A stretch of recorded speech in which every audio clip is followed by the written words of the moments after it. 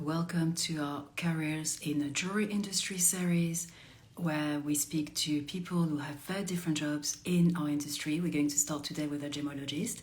Hi, I'm Sonia Esther Soltani, Editor-in-Chief at Rappaport, and my first guest today is Adrianne Sanogo.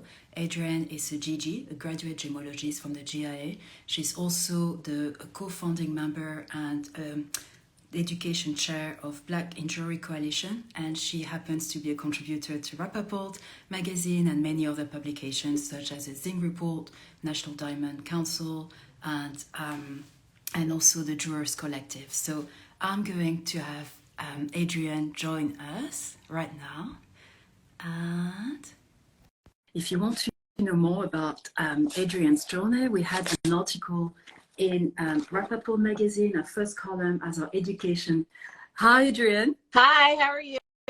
I'm good. So lovely to see you. I was just telling our listeners that they can read about your journey in Rappaport magazine. Yes. Obviously, the print issue that's from last April 2022.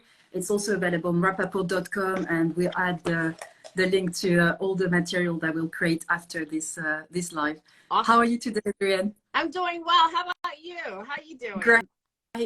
I'm so happy to have you to start this series. So it's careers in the jewelry industry. How do you become a gemologist, a PR, a cutter? We'll see all this in the coming weeks, but I'm happy we're starting with you. So we're not going to start, how did you get started? But when was the moment when you felt, I'm a gemologist? Wow. I had to think about that. So I got a call from a jewelry store, consignment store that sells antique and, secondhand jewelry. And they called me and said, I have this lot that came in and I need your help with it. Do you think you can help me? And I'm like, yeah. So that was when I really thought, wait a minute, this is what I studied, all these years for, and I'm helping someone, put a value on their jewelry so that they can sell it and share it with their customer or consumer base. So that was really the aha moment for me. And how long after you graduated from the GIA did that come? It was about maybe a year after that. So she knew I was studying. I visited her store quite a bit, and she knew I was studying to be a gemologist. And the fact that she trusted me to handle that for her was really, I think that was the aha moment, because it was a lot of jewelry and it had quite a bit of value to it. And just tell us a bit more. I think a lot of people have a vague idea, actually, even if we are in the industry, what does a gemologist actually do? So tell us what you do. Gemologists are scientists who correctly identify minerals and gems, and they separate natural from synthetic or man-made. They also can determine value, and they identify species and varieties. As you know, there are different types of, with gems and minerals, you have your species, but then you have varieties of species. So we are the people that separate all of that for you, for the public, or for whoever the consumer happens to be. And for someone who'd be interested in becoming a gemologist, what kind of qualities do you need? You need patience, perseverance, curiosity, integrity, and you have to have a strong will, because people will challenge you, consumers and people in the industry alike, about what you're identifying. It could be something that they thought was one thing and you're telling them it's something else. You have to be able to stand your ground based on the research that you have been able to obtain with that particular gem, mineral, or piece of jewelry. Do you have a specific example of one situation where you felt, your expertise, your knowledge had shown through, with a client or in an industry context? Yes. So another instance of another consignment store I was visiting, I was looking at some diamond earrings. They were antique diamond earrings, but they did also have moonstones in them. So they were white moonstones. So all the gems, they all had like a theme, like a white and colorless theme to it. but I just wanted to be sure the lighting wasn't really good. And I had a diamond tester with me. So to make quick work of it, I used the diamond tester because I could identify it other ways, but I didn't have a magnifying glass. So I took out my diamond tester to, just to make it quick because it was a lot of diamonds.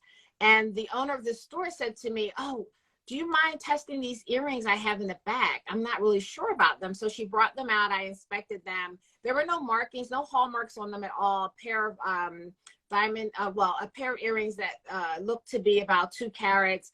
And she had a price on them. She had $60 on the price tag. And I tested them with first I suspected they were diamonds, natural diamonds, probably 90% just by looping them. But when I tested them with the diamond tester, it came up positive for diamond. And I said to her, "Excuse me, you have $60 on here. You might want to add several zeros to that. These are natural diamonds." And she goes, "Oh my gosh," she says, "I'm so happy you told me that." She said the client didn't know what they were because they didn't have hallmarks on them. And they just threw them in the whole pile. And, I said to her, "You need to call the client and have a discussion with her about what they are. And you need to look at that price and reevaluate it." So I gave her what my suggestions were, and she was so happy. She became a client after that, based on that, on that encounter. That's a wonderful story. Also shows integrity. You didn't snap the $60 and take the. The people were like, "Oh my!" A lot of people, when I tell that story, they were like, "I just would have bought them." And Yeah. But that's not. It's not. I could have done that, right? But there's no fun in that type of acquisition. That wouldn't be fun. The fun was telling her that she had something very valuable. That was more fun to me. Absolutely. And creating a wonderful, long-lasting relationship. Absolutely. Yes. That part. And for people joining us now, I just want to say we're going to carry on talking a bit about Adrianne's career, her advice. We already have a few questions, but if you want to ask questions, put it in comment. And as soon as we finish the introduction, I'm sure Adrianne will be delighted to answer questions. So if you want to become a gemologist, if you want to know a bit more about the career path and maybe if it's the right fit for you, I'm sure Adrianne will have a lot of wisdom on that. So don't hesitate, put in comments here. And who are the inspiring people in your career? Because you started a bit later in life. You didn't start a gemology career in your early 20s. It's after a lot of personal journey and different changes. So who inspired you once you started on this journey? I would have to say my kids inspired me because I wanted to be a good example of pursuing something that this was a bit out of reach, in my opinion, especially when I look back on it. It's a strange career for someone such as myself. At the age, I started pursuing this when I was in my 50s, which is when most people are wrapping up a career. But I was determined because I love this industry. I love gems and minerals and jewelry. And, my kids were a big inspiration, and I continue to inspire them. And they don't tell me that directly. It's just by what they do and say. And then my younger self. I look at my younger self. This is something I wish I had done when I was in my 20s. Actually, right out of high school, I would have probably taken a career path as a geologist, and then I would have become a gemologist, just based on all the things that I love about this industry. So those, my kids and my younger self are the people that inspired me to keep going. That's lovely. I see that someone says you're such an inspiration, but it's true. I think a lot of people, especially with what you do for educating and bringing people from different backgrounds earlier on in their life on that journey. I think that's absolutely wonderful. We'll talk about it as well. Mm-hmm.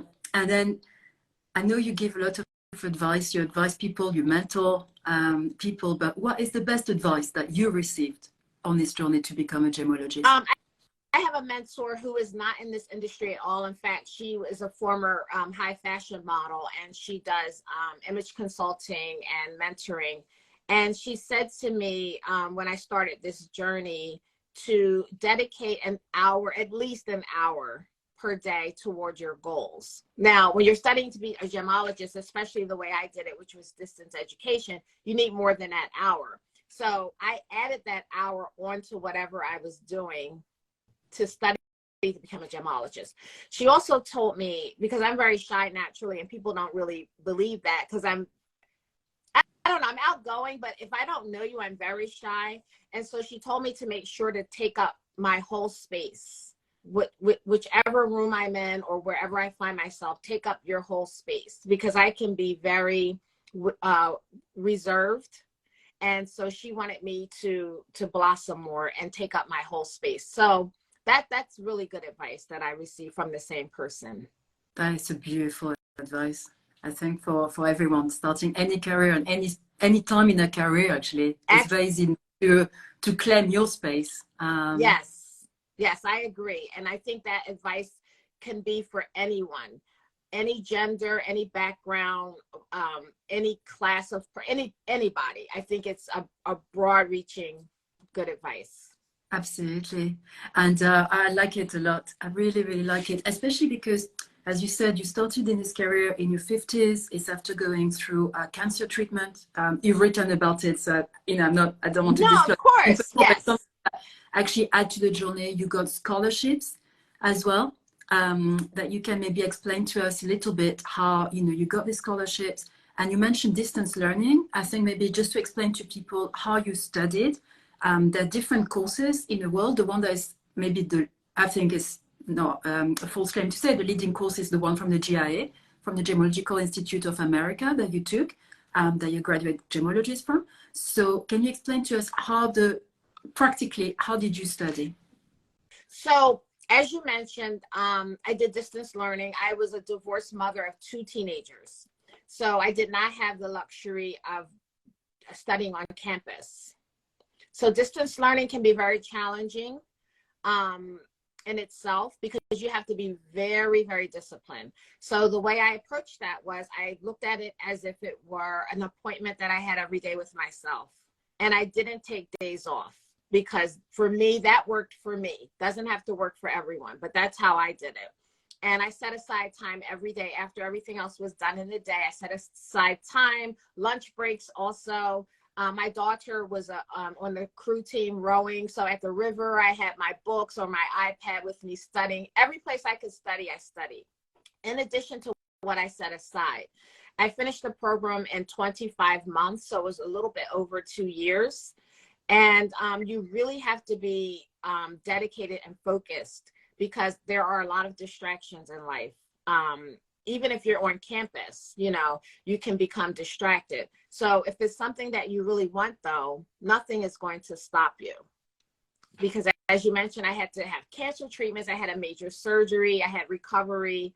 And at one point I was kind of not doing well. And my instructors at GIA, they noticed that, and they asked me, is everything okay? And I said, well, I didn't want to share that with them. So I just said to them, I'll get it together. So I had to refocus and get back on track.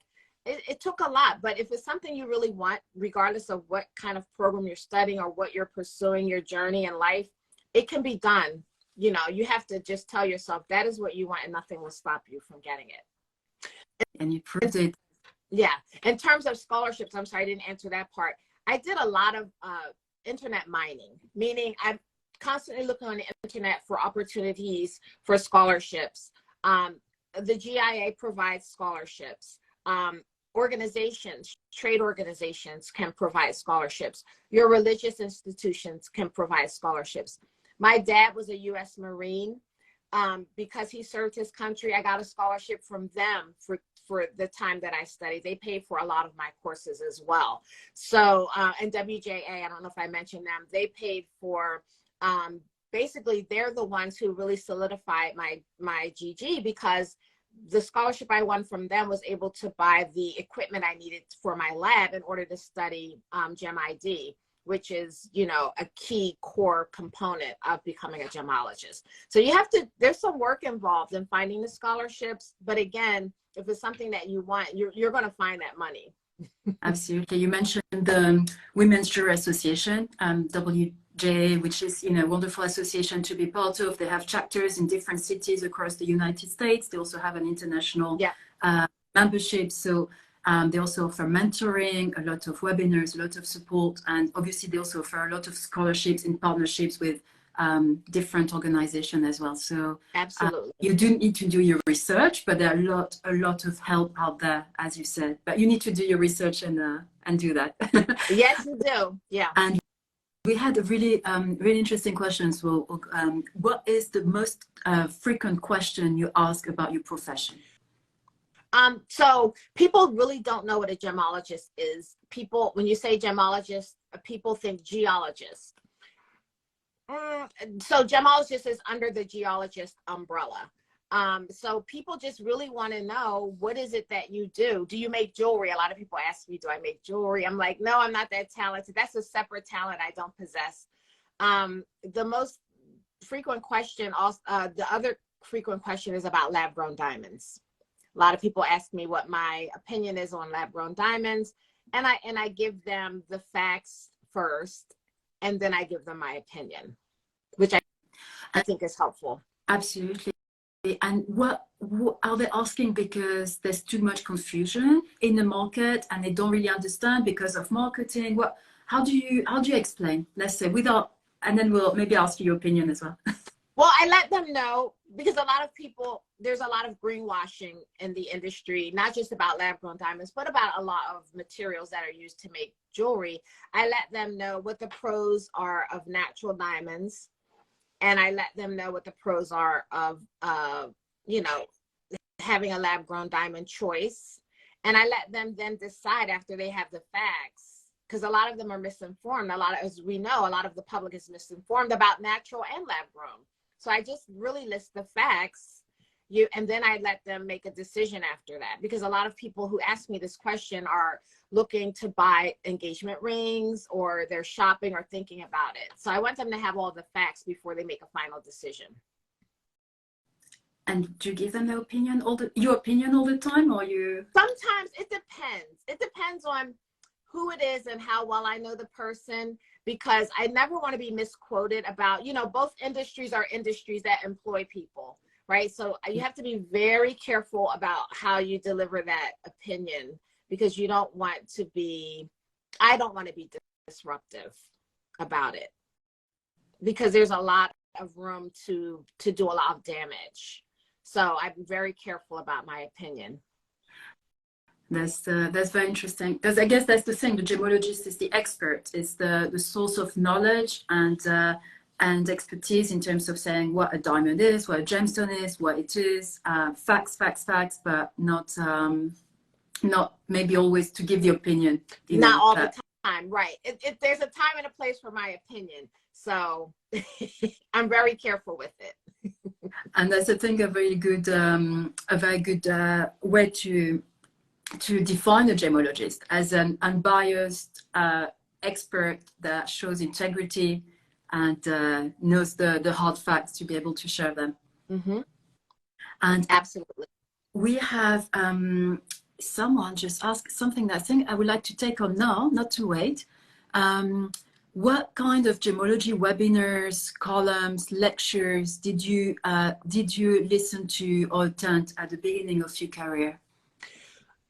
So I became a gemologist, and then maybe a couple of years after that, we had the pandemic started. So a lot of institutions were providing webinars for free, just because, they had a captive audience. So what I do every year is the GIA has continuing education courses. So I'm sure to enroll in those, but I don't limit myself to the GIA. I also like to look at De Beers. I like looking at the Swiss Gemological Institute, Diamond Council of America.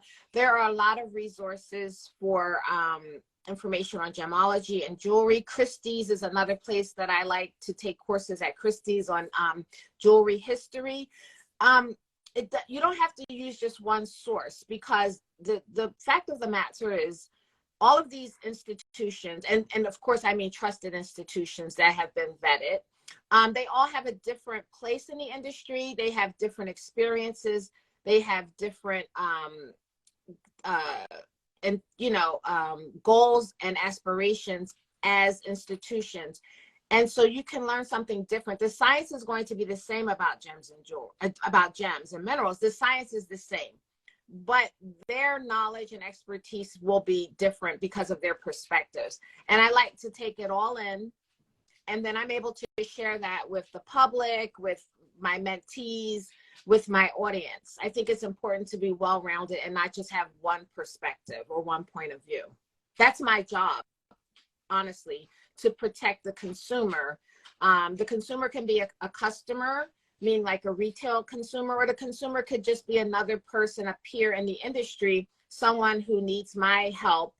It could be a jeweler, a designer, you know, another gemologist. It could be anybody. And I think what was really interesting and I think very inspiring for people is that once you become a gemologist, that doesn't stop. You learn all the time. I mean, you became a gemologist because you love learning in the first place. Right. You carry on with the webinars, with the encounters. You're also the chair of education for Black in Jewelry Coalition, which is a wonderful forum for people to enter the industry. So can you tell us a bit more about this role as an education chair and how that fits into the whole purpose you have for the industry?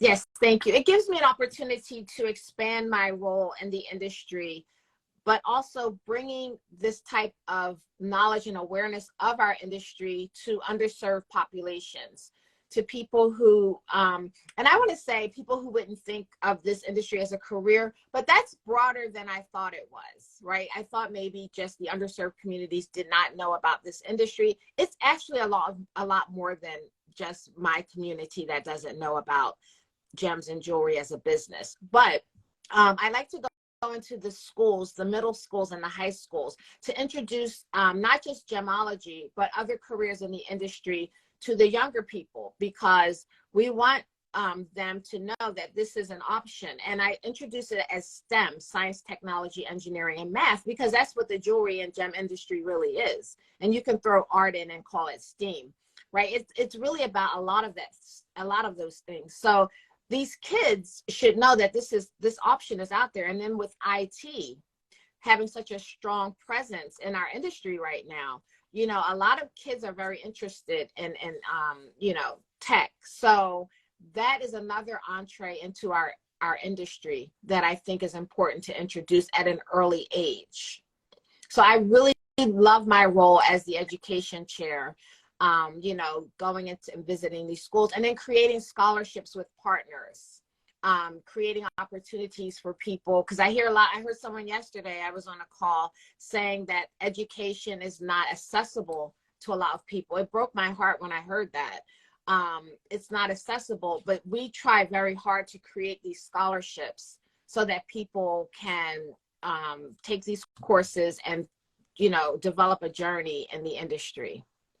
Absolutely. And I think it's important to say that a lot of sort of free resources that people can look up, especially now after COVID, with all the webinars that are available online, from trade publications, from, you know, I think yesterday you just did a really nice webinar on National Jeweler. Yes. So, you know, there's a lot of things to check, JCK, also podcast, webinars. So, you know, just to learn things, I think, you know, you can start with a lot. The GIA also has the first level accessible courses that you can attend. The resources online are all for free, all the articles, you know, all the content of top level content. So there's a lot of opportunities first to learn as well for free. And then to get the first step in your journey. Absolutely. And I encourage people. So what I did, when I knew GIA had an educational institution, I did the GIA Kids, the Gem Kids. That was free. And it was great. I'm like, wow, you know, it really whet my appetite to further, you know, go down the road with that. So again, like you said, there are a lot of free resources online. The Swiss Gemological Institute, if anyone is interested after this, you can DM me. I have a link to take intro classes there on the big three: gems and diamond and pearl. So, you know, when people ask me, do you think it's for me? I encourage you to do a little bit of research, because you really, really have to have the desire and the focus to want to be a gemologist. It's not an easy journey, but it's doable if it's something you're interested in, but you have to be very dedicated to it. It's difficult. I'm just going to say it is. But it's doable. I mean, at my age, if I could do it, anybody can do it. Well, you showed a lot of dedication. Thank you. And that would be my next question, because, okay, now you're a gemologist. Is there opportunities for growth once you're a gemologist? You know, how do you grow? How do you expand? How do you build more on what you've learned and what you've already achieved? So when I was studying, I'm like, okay, I want to be a gemologist. There's going to be a microscope in front of me and a whole pile of gems and jewelry next to me. And I'm just going to be pulling things off and looking under the microscope. That's what I thought I'd be doing. And I'm not doing anything like that. So there are a lot of opportunities as a gemologist, especially thanks to lab-grown diamonds. More people are going to want gemologists on their staff to help separate the natural from the lab-grown, because as they come into the market more, we need skilled people who can do that. Number two, you can go into so many different fields as a gemologist. You don't have to be behind a microscope. You could be in the auction houses. You could be in the retail space. You can be a buyer. You could be going on the buying trips to at the, you know, mine sites, or, you know, these big fairs where they have gems and jewelry to buy. You can be a journalist. And I have to tell you, there are not a lot of gemologists / journalists out there. A lot of journalists are journalists, like pure journalists. And so a journalist that's also a gemologist is a rarity. And I'm quite enjoying this space myself. You can do lectures, you can do workshops, master classes, because your expertise is valuable. So you don't have to confine yourself to just identifying gems and jewelry behind a microscope. You can expand upon that, because I feel that my job as a gemologist is to educate the public consistently and constantly about what's out there, answering questions, and just educating people on a basic level in order to inspire them to do maybe more research on their own. That's very important. I think it's keep sharing the knowledge, keep helping other people to understand what gems are, what diamonds are, the differences between the natural and the lab created. I think yes. That's a very good one, because consumers, that's what they want, and they feel they can have all this access on the internet, but nothing beats, I think, the first-hand knowledge from the experts. Yes. Such as, you have to be careful with the internet. You know, with anything, we're all looking on the internet for answers. Let's just be clear, myself included. But it's also good when you have a trusted source that you can go to and say, okay, I know this person is dedicated. I don't sell diamonds, whether they be lab grown or natural. I don't sell anything. So I don't benefit from telling you to buy one or the other. I don't really care. What I care about is that you're educated about your choices. That's what I care about. Absolutely. Thank you so much. And what is your career motto? I know you love inspirational quotes. You share a lot of them on your Instagram, that to inspire others, to uplift others. I'm not always crazy about the word empower, because I think people are powerful already, but to share that power. So what is Adrianne's favorite motto? My motto is, there's enough space for all of us. If I have a resource, meaning it could be anything, right? It could be knowledge, connections. It could actually be something tangible. If I have something that can benefit another person and it doesn't damage me, right? I'm not going to suffer. To share it, I share a lot of things. If I hear about an opportunity or something that I know someone needs, I have like this, I don't know, like a Rolodex in my mind, like, oh, this person said they needed this, and then this person said they had it. I like to put people together that can help one another or benefit one another. So my motto is, I don't hold back. I think my mother used to say I was I'm too giving, but I don't think there's such a thing, but I do have to balance it. But my motto is to share the wealth. Right. And wealth doesn't just have to be money. Of course. Right. Time, expertise, knowledge. Yeah. Share it. Uplift others. It doesn't cost me anything to uplift another person.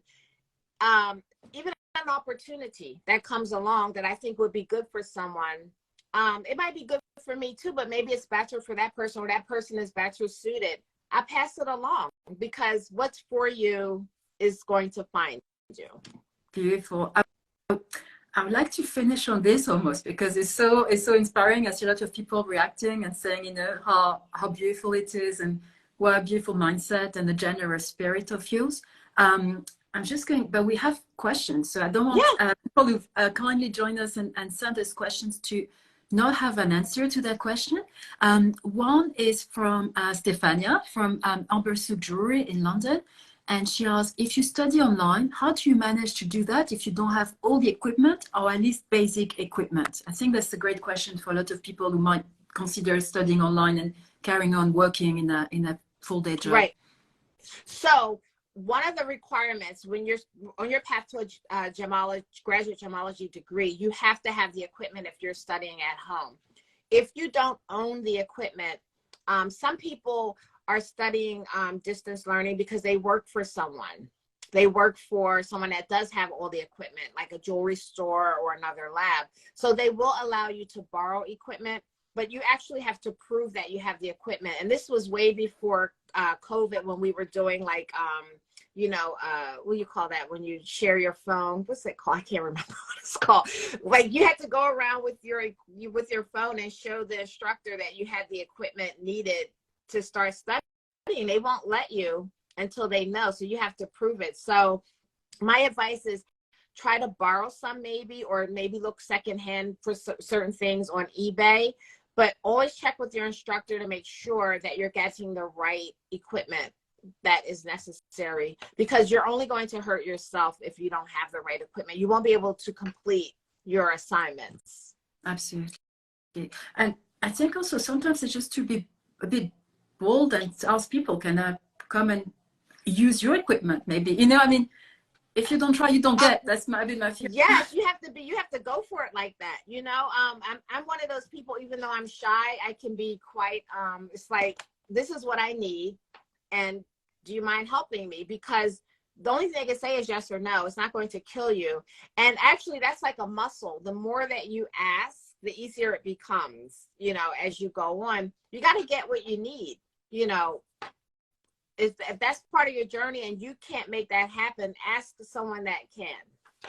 Great one. Good for every career, not just the gemologist. Yes, yes, absolutely. And we had another really interesting question from Nee, who's a high jewelry designer in London, who asked how boutique designers could work with independent gemologists in conjunction with big laboratories.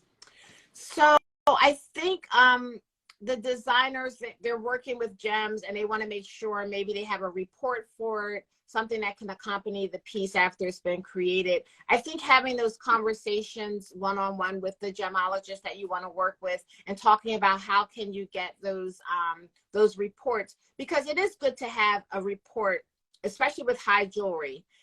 There's a big price, you know, commitment to that, right? Why not have the report? And I'm not trying to spend people's money by any means, but, you know, diamond reports, gemology reports, a lot of times you can get them for less than probably 200. I'm gonna say 100 to 200, right?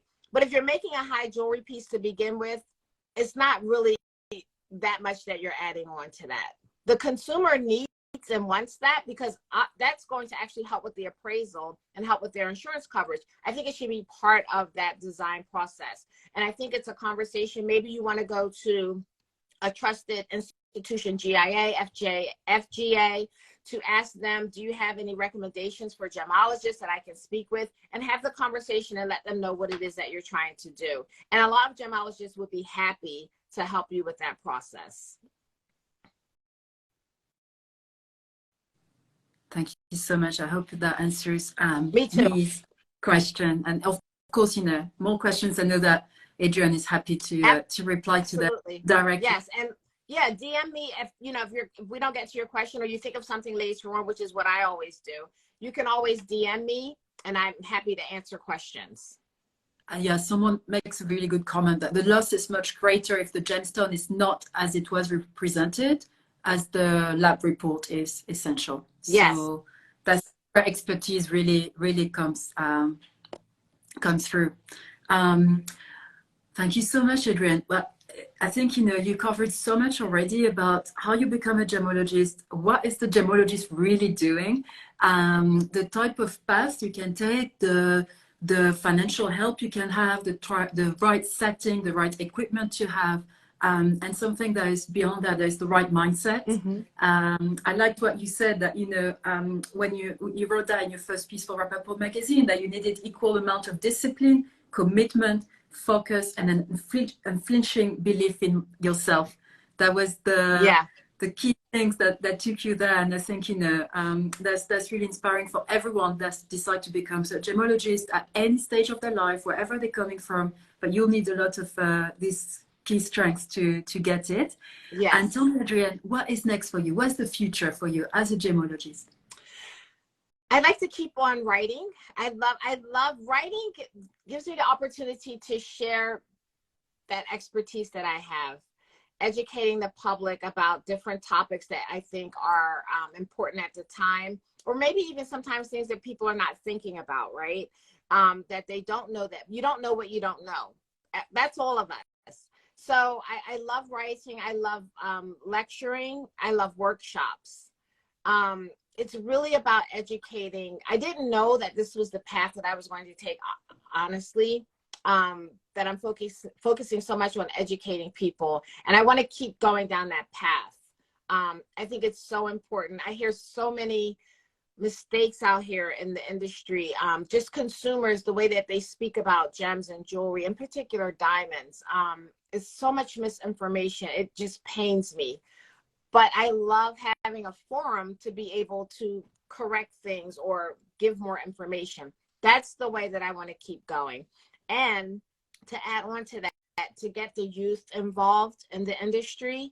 So just going and introducing this industry to the young people. Because if I see 200 kids and maybe 10 are interested in different careers, that's okay. It's not for everyone.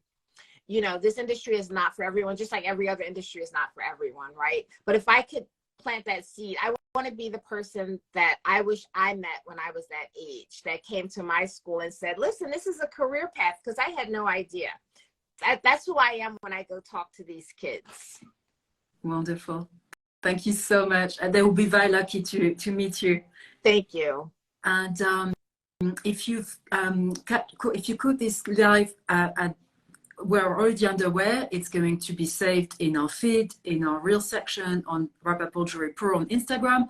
And we're also going to host all the videos on our new YouTube channel, Jewelry Connoisseur, so people will be able to watch at their leisure. And we'll have a bit of a follow-up article as well with the key takeaways from this article, from this live. And obviously, I always recommend to read Adrianne's column in Rappaport magazine on education and on rappaport.com, and to follow our account obviously on Instagram, and for so much inspiration and so much generosity as well. Thank you so much, really, Adrianne, for being on today. Thank you, Sonia, for being a big part of my journey. I owe a lot to you. I don't know if it's appropriate to say that or not, but I owe a lot of my journey to you. You've been such an inspiration as well. So thank you. Thank you so much, Adrianne. And thanks for everyone who joined us today. And please always feel free, if you have more questions, to DM us at Rappaport Jewelry Pro, to DM Adrianne. We want it to be really a community where people feel they can ask questions and they can really build their career and grow in their career and maybe think of career options they never had thought before. So please use this forum like it's your forum, and we'll have more amazing people like Adrianne joining us in the coming months, talking about their path, their career, their journey. Thank you very much. Have a great day, everyone. Bye-bye. Bye, Adrianne. Thank you. You're welcome.